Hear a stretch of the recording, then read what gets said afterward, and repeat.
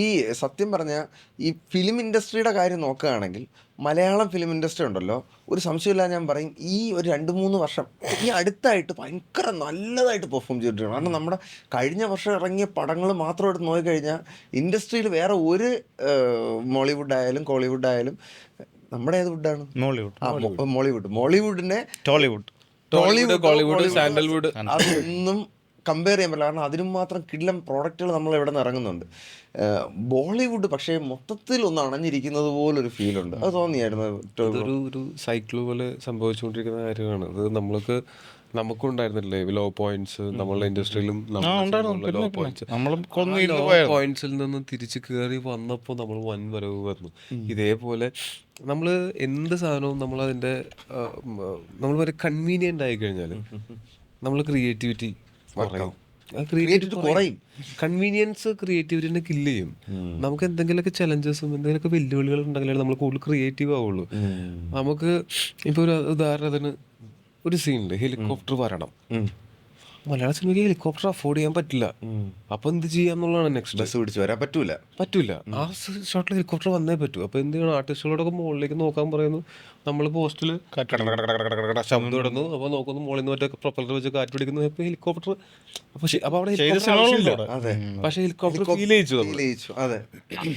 അതാണ് ഈ creativity. Helicopter വരട്ടെ എന്ന് പറഞ്ഞിട്ട് ഹെലികോപ്റ്റർ കൊണ്ടുവന്ന് ഷൂട്ട് ചെയ്യുന്നതിൽ ക്രിയേറ്റിവിറ്റി ഇല്ല, അത് കൺവീനിയൻസ് ആണ്.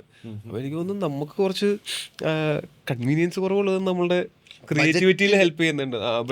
നമുക്ക് കുറച്ച് ട്രിക്കി ആയിട്ട് കാര്യങ്ങളെ ഹാൻഡിൽ ചെയ്യാൻ പറ്റും മലയാളം ഫിലിം മേക്കേഴ്സിന്. കാരണം നമുക്ക് ലിമിറ്റഡ് ബഡ്ജറ്റിൽ വർക്ക് ചെയ്യണമെന്നുള്ളതുകൊണ്ട് നമ്മൾ ബ്രെയിൻ മാക്സിമം ഫുൾ ത്രോട്ടിലിട്ട് വർക്ക് ചെയ്യും. എന്തെന്ന് പറഞ്ഞാൽ ഷോലയുടെ ബഡ്ജറ്റും അല്ല മറ്റേ അച്ഛനുറങ്ങാത്ത വീടിന്റെ ബഡ്ജറ്റും ഷോലയുടെ ക്രാഫ്റ്റും അങ്ങനത്തെ ഒരു സിനിമാക്കാരുടെ ഇടയിൽ ചർച്ചയുണ്ട്. ചെറിയ ബഡ്ജറ്റിൽ വലിയ സംഭവം ചെയ്യുന്നതാണ് മലയാളികളുടെ സ്പെഷ്യൽ. ഈ ഇടയായിട്ട് ഇപ്പൊ ലാംഗ്വേജ് ബാരിയർ പതുക്കെ കുറഞ്ഞു വരുന്നത് കൊണ്ട് നമ്മുടെ മൂവിയും പതുക്കെ ഈ OTT വഴി ആൾക്കാരിലോട്ട് എത്തുന്നുണ്ട്.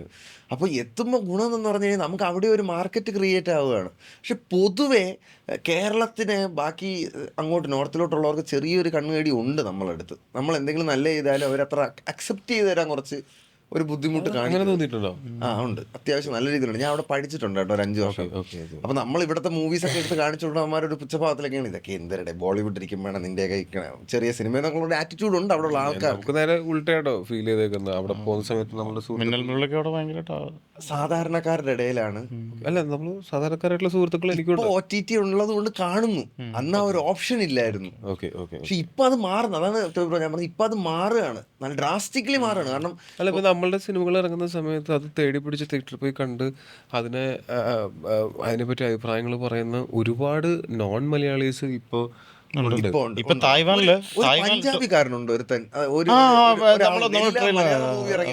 റിവ്യൂ ഇടുന്ന ഒരു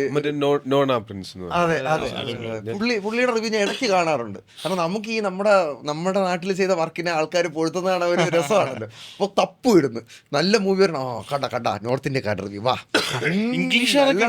ഇംഗ്ലീഷുകാരൊക്കെ സീരിയസ് ആയിട്ട്. പക്ഷെ ഞാൻ പറയുന്നത് ഇതെല്ലാം നമ്മൾ ഇപ്പോഴും നമ്മുടെ മലയാള സിനിമയ്ക്ക് നമുക്ക് ആ ഒരു ക്രീം ലെയറിലേക്ക് എത്താൻ പറ്റിയിട്ടുള്ളൂ.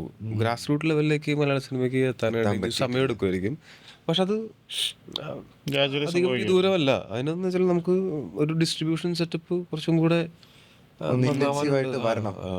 മറ്റു ഭാഷകളിലൊക്കെ ഇപ്പൊ കുറച്ചൊക്കെ മാറ്റങ്ങൾ വന്നു തുടങ്ങിയിട്ടുണ്ട്.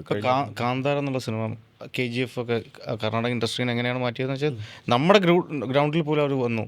നമ്മുടെ വിജയബാബു ചേട്ടൻ വന്നപ്പോ പറഞ്ഞ കാര്യമാണ്, ആ കാന്താര അതിന് മുന്നേ KGF ഈ 2 പടങ്ങൾ ഇറങ്ങുന്നതിന് മുന്നേ കർണാടകയ്ക്ക് മുന്നിലായിരുന്നു കേരളം. പക്ഷെ ഈ 2 പടങ്ങൾ ഇറങ്ങിയപ്പോൾ കർണാടകയുടെ മുഖച്ഛായ മാറിപ്പോ. 2 പടങ്ങൾ കൊണ്ടുവന്ന വ്യത്യാസമാണ് ഇൻഡസ്ട്രി തന്നെ മേളിൽ കയറിപ്പോക്കളഞ്ഞ്. അപ്പൊ അതുപോലെ നമ്മളെ ഇവിടുന്ന് ഒരു 2 നല്ല ക്ലാസ് അതുപോലത്തെ സാധനങ്ങൾ ഇറങ്ങി കഴിഞ്ഞാൽ മാറാവുന്നതേ ഉള്ളൂ. ഇവിടെ പക്ഷേ നമ്മൾ ഒരിക്കലും ഒരു മോശാവസ്ഥയിലല്ല. നമ്മൾ കൺസിസ്റ്റന്റ് ആയിട്ട് നല്ല സിനിമകൾ ഇവിടെ വരുന്നുണ്ട്. എല്ലാ വർഷവും നമുക്ക് എടുത്തു പറയാവുന്ന സിനിമകൾ ഇവിടെ സംഭവിക്കുന്നുണ്ട്. കഴിഞ്ഞ വർഷം അത് കുറച്ച് കൂടുതൽ സംഭവിച്ചിട്ടുണ്ട്, ഈ വർഷവും സംഭവിക്കുന്നുണ്ട്. ഇപ്പൊ തുടരും. ഞാൻ ഈ അടുത്ത കാലത്ത് ഇങ്ങനെ യുനാനിമസ്ലി ആൾക്കാർ പോസിറ്റീവ് കേട്ടിട്ടില്ല. കാര്യം സോഷ്യൽ മീഡിയയുടെ ഒക്കെ സമയത്ത് 2 അഭിപ്രായം ഉണ്ടാവാനായിട്ട് ഭയങ്കര സാധ്യതയുള്ളതാണ്. പക്ഷെ ഞാൻ സിനിമ റിലീസാവുന്ന സമയത്ത് ഞാൻ നാട്ടിലുണ്ടായിരുന്നില്ല. അപ്പൊ ഞാനത് കൂട്ടുകാരുടെ അടുത്ത് വിളിച്ചു ചോദിക്കുകയോ അല്ലെങ്കിൽ ഓൺലൈനിൽ കാണുകയോ ചെയ്യുമ്പോൾ ഇതിനെ പറ്റിയിട്ട് വളരെ നല്ല അഭിപ്രായം. യുനാനിമസ്ലി അതാണ് അതിൻ്റെ വ്യത്യാസം എന്ന് പറയുന്നത്. അപ്പം അങ്ങനത്തെ സിനിമകൾ ഇവിടെ ഉണ്ടാവുന്നുണ്ട്. അപ്പോൾ നമ്മൾ നല്ല സ്പേസിൽ തന്നെയാണ്. നമുക്ക് KGF പോലത്തെ ഒരു സിനിമ ചെയ്ത് പാൻ ഇന്ത്യൻ പോകേണ്ട ആവശ്യം സത്യം പറഞ്ഞാലില്ല. നമ്മൾ അങ്ങനെ അങ്ങനെ ഒരു മോശാവസ്ഥയിലല്ല. അങ്ങനെ ഒരു സിനിമ ചെയ്തിട്ട് നമുക്കത് വെച്ചാൽ ഇവിടുത്തെ നല്ല സിനിമകൾ മറ്റ് ഭാഷയിലുള്ള ആൾക്കാർക്ക്, കോമൺ ആൾക്കാർക്ക് കാണാവുന്ന രീതിയിൽ അങ്ങനെ റിലീസിങ് ഒരു സിസ്റ്റം, അതായത് എല്ലാ ഇപ്പൊ മേജർ സെന്റേഴ്സിൽ മാത്രമാണ് നമ്മളുടെ സിനിമകൾ റിലീസാവുന്നത്. അതല്ലാതെ ഒരു റെഗുലർ റിലീസ് നമുക്ക് വലിയ റിലീസ് പോലും വേണ്ട. റെഗുലർ ചെറിയ റിലീസ് നമുക്ക് എല്ലാ തമിഴിലും കന്നഡയിലും ഹിന്ദിയിലും തെലുങ്കിലും ഒക്കെ റെഗുലർ ചെറിയ റിലീസെങ്കിലും അച്ചീവ് ചെയ്യാൻ നമുക്ക് പറ്റിയാൽ, കൂടുതൽ ആൾക്കാരെ ആ തിയേറ്ററിലേക്ക് കൊണ്ടുവരാൻ പറ്റിയാൽ, അപ്പോൾ അതൊരു ഡിസ്ട്രിബ്യൂഷൻ സെറ്റപ്പ് ആയല്ലോ എല്ലാ സ്റ്റേറ്റിലും. അതുപോലെ മലയാള സിനിമ കാണുന്നത് അത് വൺസ് ഒരു റൂട്ട് ഓപ്പൺ ആയാൽ അത് പിന്നെ നടന്നു. ഒരു നമ്മുടെ രാജ്യത്ത് 144 കോടി ജനങ്ങളുണ്ട്. കേരളത്തിൽ 3.5 കോടി ജനങ്ങളുണ്ട്. ഒരു 4.5 കാണും.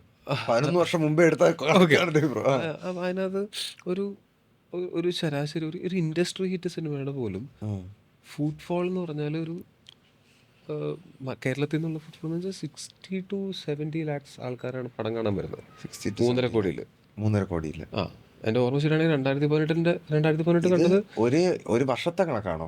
അല്ല, 2018 60 ലക്ഷം പേരാണ് കണ്ടത്. 60 ലക്ഷം ആൾക്കാരാണ് കണ്ടത്. കേരളത്തിൽ തന്നെ 3.5 കോടി ജനങ്ങളുണ്ട്. 60 ലക്ഷം എന്ന് പറഞ്ഞാൽ അതിന്റെ ചെറിയൊരു പെർസെന്റേജ് ആയിട്ടുണ്ട്. ചെറിയൊരു അപ്പോൾ ഇതുപോലെ തന്നെ നമ്മൾ ആലോചിക്കുന്ന സമയത്ത് കേരളത്തിൽ 60 ലക്ഷം പേര് കണ്ടെങ്കിൽ ബാക്കി 140 കോടിയിൽ 1 കോടി ആൾക്കാരെ പടം കാണിക്കാൻ പറ്റിയാൽ തന്നെ എന്തൊരു അടിപൊളിയാണ്. അത് നമുക്ക് അതൊരു ഇൻഡസ്ട്രി ഹിറ്റ് പടത്തിന്റെ ഫുട്ബോളാണ് ഞാൻ പറഞ്ഞത്. അതിനേക്കാൾ കൂടുതലാണ് ഞാൻ ഈ പറഞ്ഞ 140ന്റെ 1% ആൾക്കാരെ പടം കാണിക്കാൻ പറ്റിയാൽ. അതിന് വേണ്ടതെന്ന് വെച്ചാൽ നമ്മുടെ സിനിമ കറക്റ്റ് അവർക്ക് കാണാൻ പാകത്തിന് അവരുടെ അടുത്തുള്ളൊരു തിയേറ്ററിൽ ഉണ്ടാവണം. പിന്നെ അത് ഇറങ്ങുന്നത് അവരെ അറിയണം. ഇതൊക്കെ ചെയ്യാനായിട്ട് അത് ഒറ്റ ദിവസം കൊണ്ട് ഉണ്ടാക്കാൻ പറ്റുന്നതല്ല. നമ്മളുടെ സിനിമകൾ ഇപ്പോൾ മഞ്ഞുമൽ ബോയ്സും ആവേശവും അങ്ങനെയുള്ള സിനിമകളൊക്കെ വന്നതിന് ശേഷം ഔട്ട്സൈഡ് കേരള മലയാള സിനിമ കൂടുതൽ സ്വീകരിക്കപ്പെടുന്നുണ്ട്. ഇപ്പൊ ഞാൻ ഈറോഡ് വെച്ചിട്ടാണ് ആവേശം സിനിമ തിയേറ്ററിൽ നിന്ന് കണ്ടത്. ഫുള്ളി പാക്ഡ് വിത്ത് തമിഴ് ഓഡിയൻസ്. ഞങ്ങൾ 3-4 പേര് മാത്രമേ ഉണ്ടായിരുന്നുള്ളൂ മലയാളികൾ. അവര് സിനിമ ആസ്വദിക്കുന്നത് കണ്ടപ്പോൾ ഞങ്ങൾക്ക് ഭയങ്കര സന്തോഷം.